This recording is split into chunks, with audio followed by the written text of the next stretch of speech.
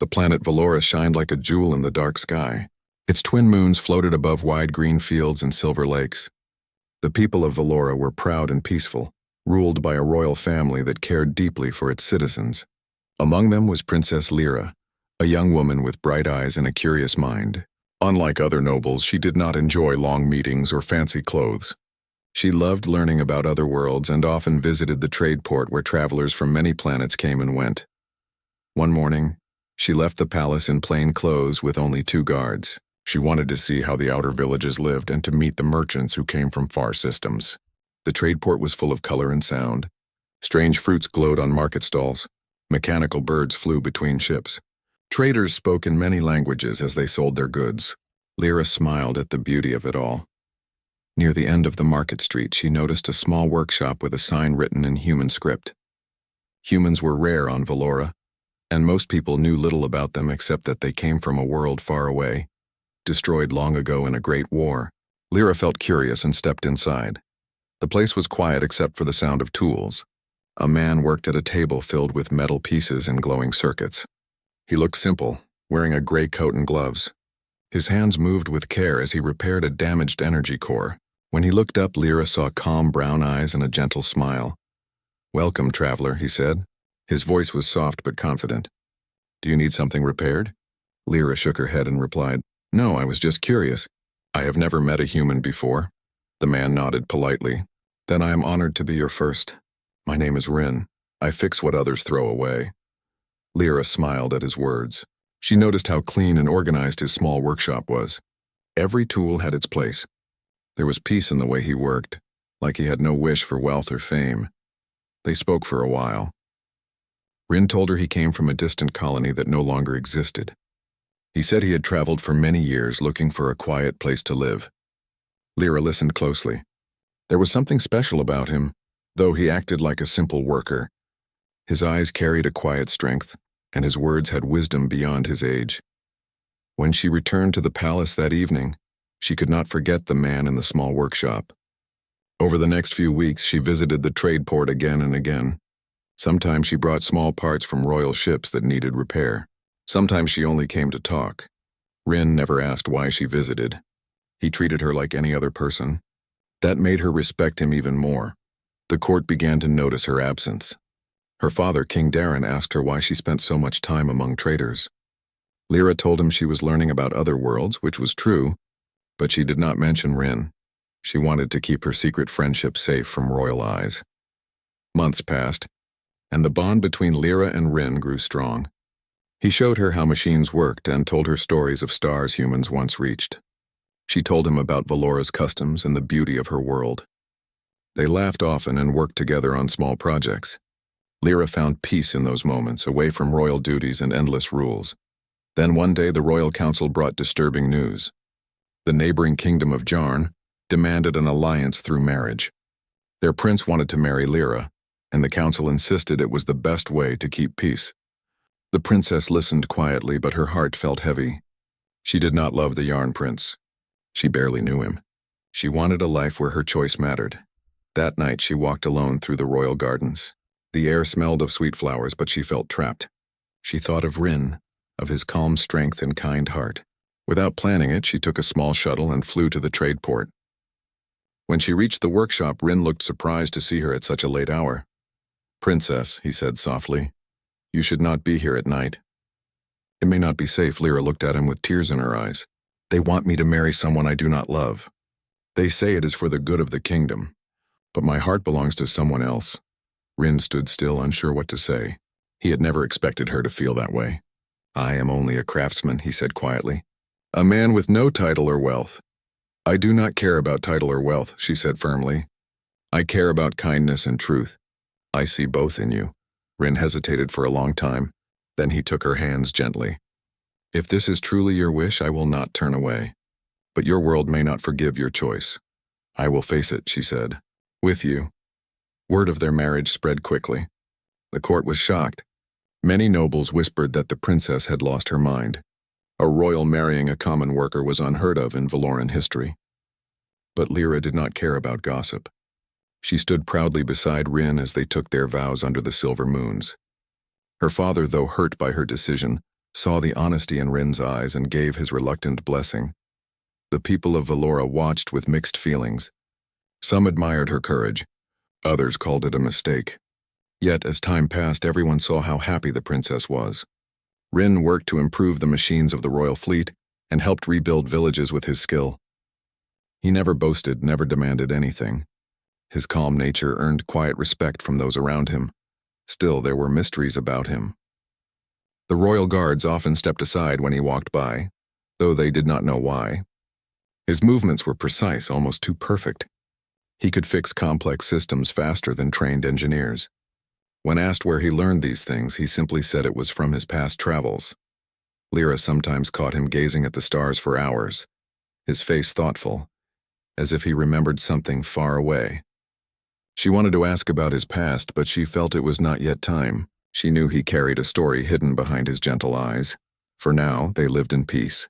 The people of Valora began to accept the strange human who had captured their princess's heart. Life in the palace changed. The once lonely halls were filled with laughter again. Lyra and Rin walked together through the gardens each evening, talking about dreams and the future. But in the dark corners of the sky, danger was growing. Unknown to them, fleets from a distant empire were moving toward Valora. War was coming, and soon the peaceful life they built would be tested.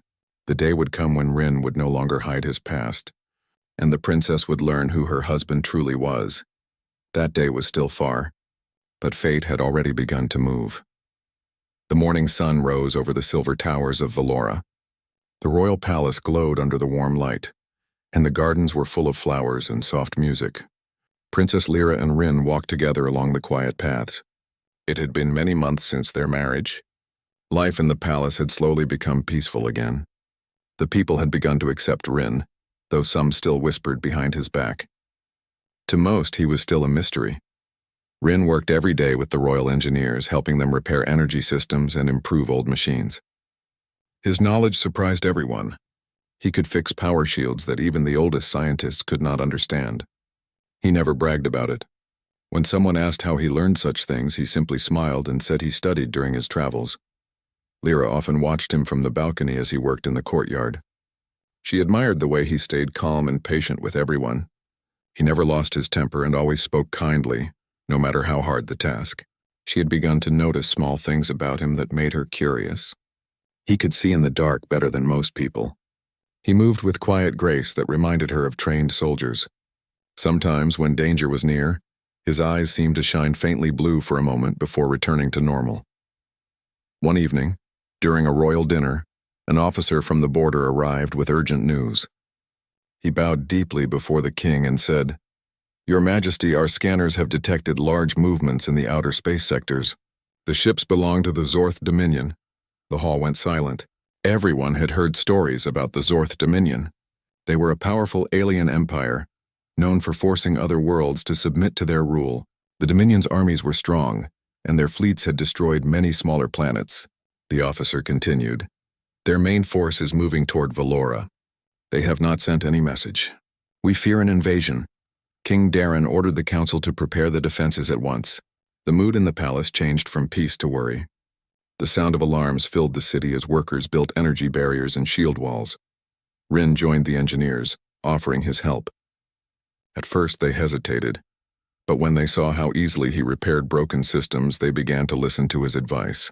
He worked day and night, teaching the workers how to make the shield stronger using less power. When asked how he knew all this, Rin said quietly, "Human technology once faced many wars.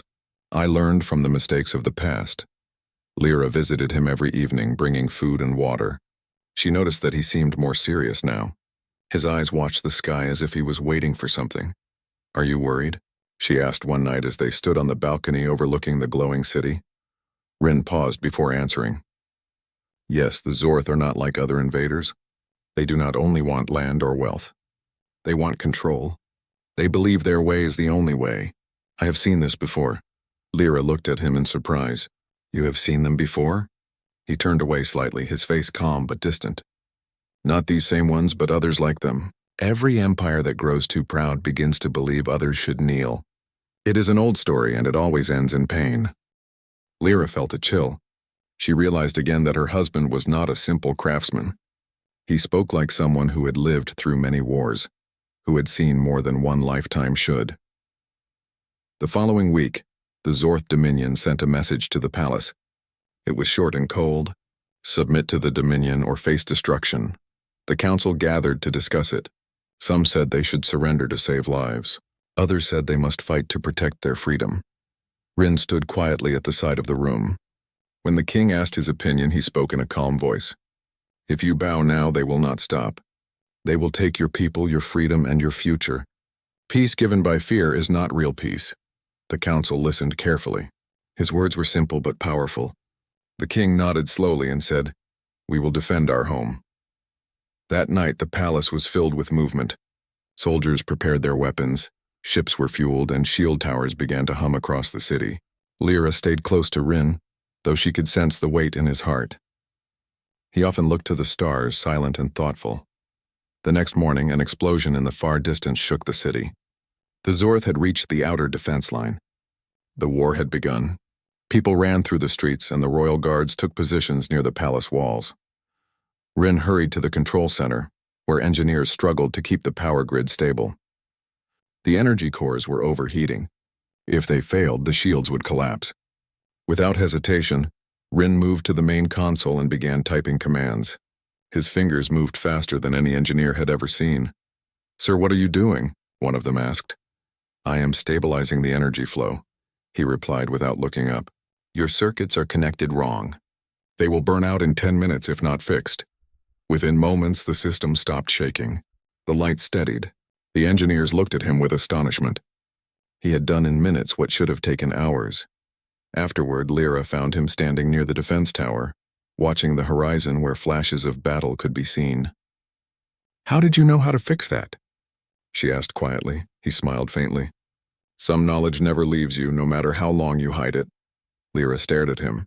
She could feel the truth pressing close, but she did not want to ask more than he was ready to tell. Instead, she took his hand. "Whatever happens, we will face it together." Rin looked at her and nodded. That is the only way to face any storm. Days passed, and the attacks grew stronger. The Zorth ships began to break through the outer defenses. Valora's skies were full of bright trails from flying machines. The people prayed for strength. In those dark days, Rin became the heart of the defense. He led workers, fixed power lines, and even helped the guards with new energy shields. His calm voice kept everyone steady. When others panicked, he remained firm. No one had ever seen such discipline in one man. Still, Lyra could sense something more inside him. It was not only courage, but also sadness, as if he carried memories of old battles he could never forget. One night, she found him alone on the balcony again, holding a small metal device shaped like a ring. It glowed faintly with blue light. "What is that?" she asked softly. Rin closed his hand around it. "A reminder of who I used to be," he said, "and of what I once promised never to use again." Before she could ask more, the sky flashed bright red. The warning alarm sounded across the city. The final wave of the Zorth fleet had arrived. Their capital ship entered Valora's orbit. The people looked up in fear. Lyra turned to Rin, her heart racing. "They are coming." Rin looked toward the sky, his eyes calm but glowing faintly with blue light once more. "Then it is time," he said softly.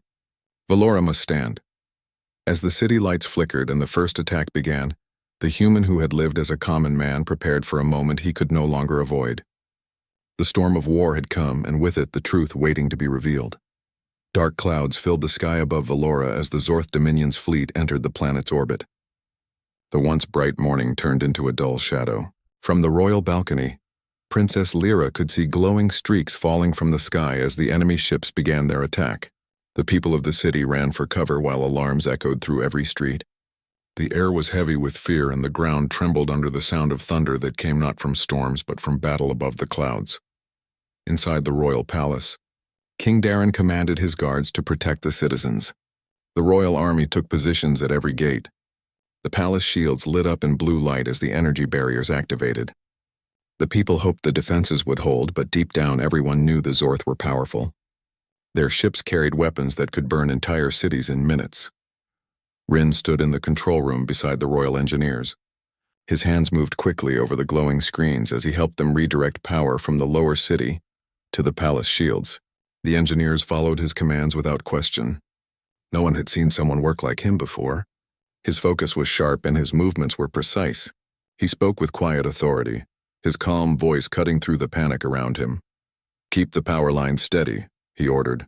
"Do not overload the cores. If the system overheats, we lose everything." The others nodded and followed his directions. For every problem, Rin found a solution. When a defense tower failed, he guided the soldiers to fix it in minutes. When a radar system crashed, he restored it with a few simple adjustments. His knowledge seemed endless, far beyond what a common man should know. Princess Lyra stayed by his side. She refused to hide in the safety chamber, even when the guards begged her to. "I will not leave my people," she said firmly. "If they face danger, I must face it too." Rin looked at her and nodded with quiet pride. "You have the heart of a true leader," he said. Outside the palace, the first wave of Zorth ground troops landed near the eastern wall. Their machines marched forward, tall and heavy. The royal army fought bravely, but the enemy's weapons were far more advanced. Lyra watched the screens in horror as explosions lit the city. The guards inside the palace tightened their ranks, ready to defend the royal family. Suddenly, a large explosion hit near the power station. The main energy line flickered and the shields weakened. "They are targeting our power cores," one of the engineers shouted.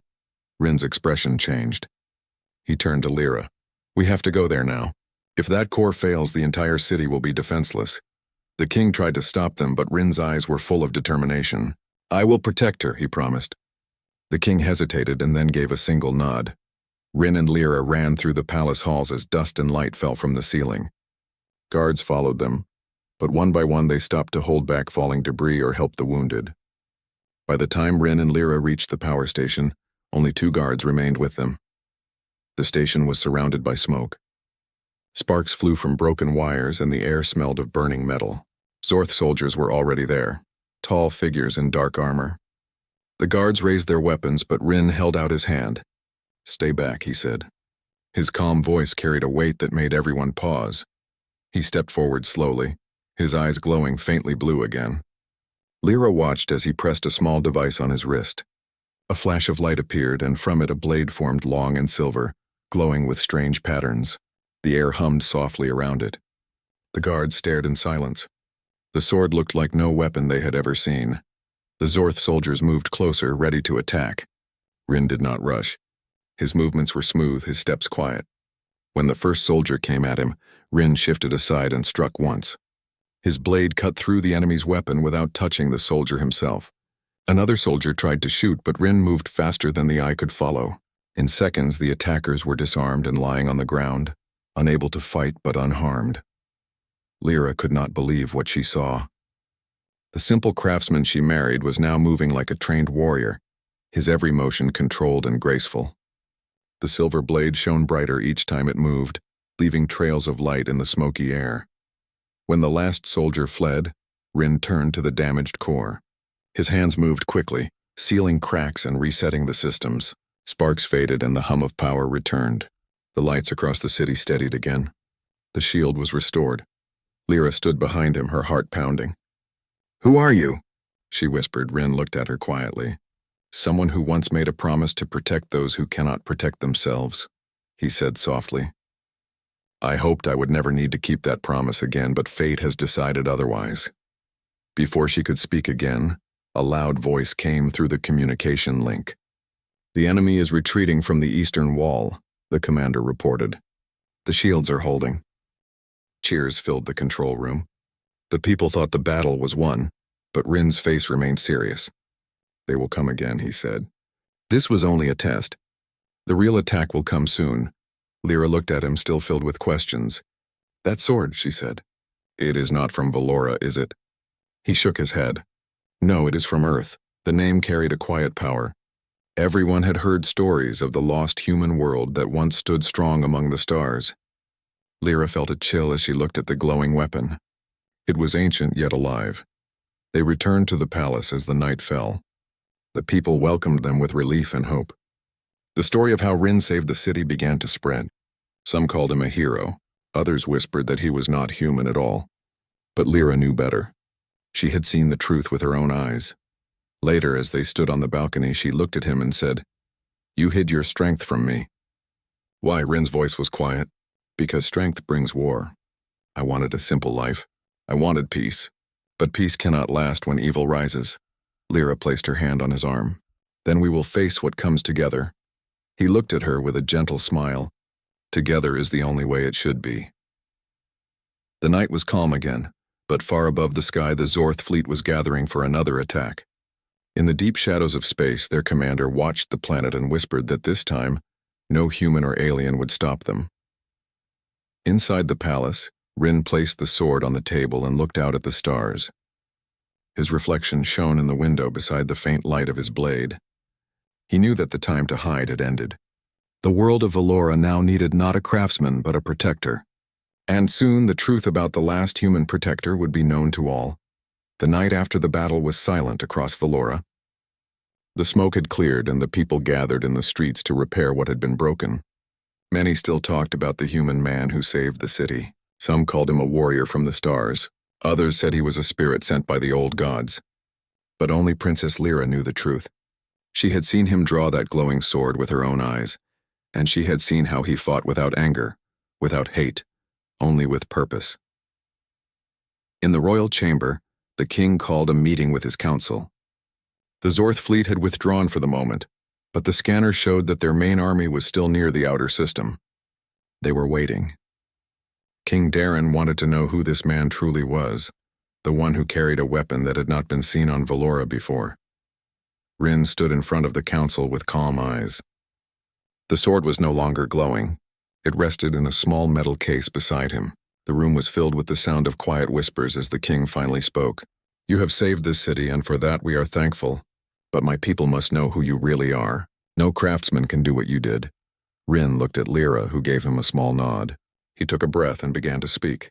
My name is Rin Solon of Earth's Protectorate Command. Long ago, before the fall of our homeworld, humanity created guardians whose duty was to defend the peace of all known worlds. I was one of them. The council members looked at one another in disbelief. The name Earth carried great weight even after centuries. Many believed it was only a myth, a story told by travelers. Rin continued, We called ourselves the Human Protectors. Our task was not to rule or to conquer, but to defend those who could not stand against tyranny. We helped young civilizations rise in peace and warned the powerful to use their strength with wisdom. But the war that ended Earth destroyed almost everything. Our ships fell, our records vanished, and only a few of us survived. Lyra listened with deep emotion. For the first time, she understood the sadness she often saw in his eyes. He was not only a man, but a living piece of history. You came here after the war, she said softly. Rin nodded. I came here seeking silence. I wanted to forget the noise of battle, the endless loss. I thought I could live as a simple man, fixing small things instead of fighting great wars. But the universe has a way of finding those who try to hide. The king spoke again. And the sword you carry? It is human technology? Rin opened the metal case and lifted the blade. The symbols along the edge shined faintly. This is called the Solar Edge. It is more than a weapon. It is connected to the defense system of the old Earth Confederation. Each protector had one bound to our energy signature. It holds the power to awaken the satellites that once guarded peaceful worlds. Most of them went dark after Earth's fall. But some may still answer. The room fell silent.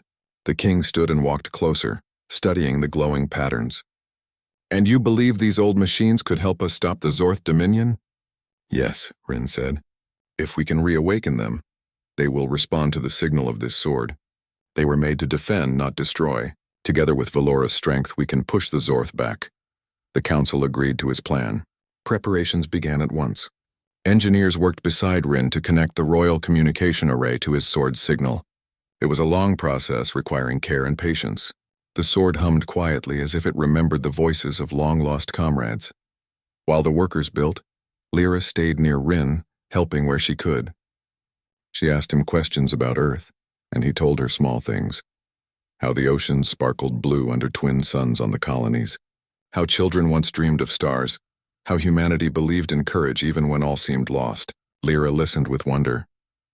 You still carry that courage, she said one night as they looked at the stars. Even after all you lost, Rin smiled faintly. It is not courage, Lyra, it is memory. We protect because we remember what it is like to be free. The next morning, the signal test began. The engineers activated the main tower, and Rin raised his sword toward the sky. A beam of light shot upward, bright and steady. For a moment, nothing happened. Then the scanners picked up faint responses from far above the planet. Ancient satellites hidden in orbit began to wake. Their systems came online, their long silent engines humming once more. The people of Valora looked up in awe as streaks of light crossed the sky like falling stars moving in reverse. The council cheered, but Rin remained calm. "They will not be enough alone," he warned. "The Zorth are strong. We must fight together. If we show unity, we can win." Lyra placed her hand on his arm. "Then we will fight beside you." That night, the Zorth Dominion sent a message across the system. Their commander appeared on the main screen, his silver armor shining in the dark. "Valora will kneel," he said coldly. "You delay the inevitable. No world can stand against us." Rin stepped forward, his voice firm and steady. "You are wrong. Humanity stood once against empires greater than yours. And now, so will Valora." The Zorth commander's eyes narrowed before the screen went black. Lyra looked at Rin with pride. "Your words gave them hope," she said. He shook his head. "Hope belongs to everyone who chooses not to bow. I only remind them it still exists." In the following days, Valora prepared for the final battle. Soldiers trained day and night. The people built shelters and gathered supplies. The city's lights glowed bright as the human and Valoran technologies worked side by side. The sound of machines filled the air, but so did the songs of courage. As the day of battle neared, Lyra and Rin stood on the palace balcony once again. The twin moons hung above them, silent witnesses to their bond. Lyra turned to him and said, "When I met you, I thought you were a simple man who fixed broken things. Now I see that you still fix what is broken, only now it is worlds instead of machines." Rin looked at her with warmth in his eyes. "I am still that same man. I only fix things because I want people to live in peace." Lyra smiled. "Then promise me this. When the battle is over, no matter what happens, you will come back."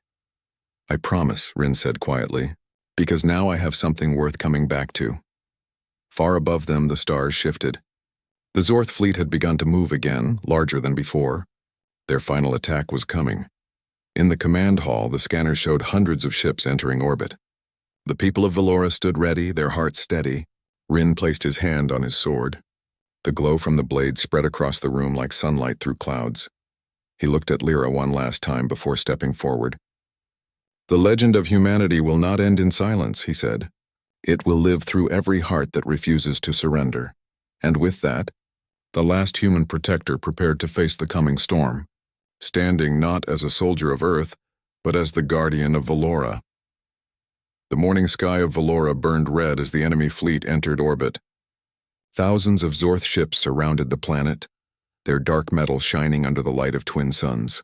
The people of Valora stood ready on the ground, their hearts steady. The air was filled with tension but also courage. The city lights dimmed as the power was redirected to shields and defense towers. In the command hall, Rin stood beside Princess Lyra and King Darren. The solar edge sword hung at his side, glowing softly. Around them, the screen showed waves of Zorth ships closing in. "Their numbers are great," said the king quietly. Rin looked at the screens and replied, "So were the numbers against humanity once. But courage does not count in numbers. It lives in hearts." Lyra looked at him.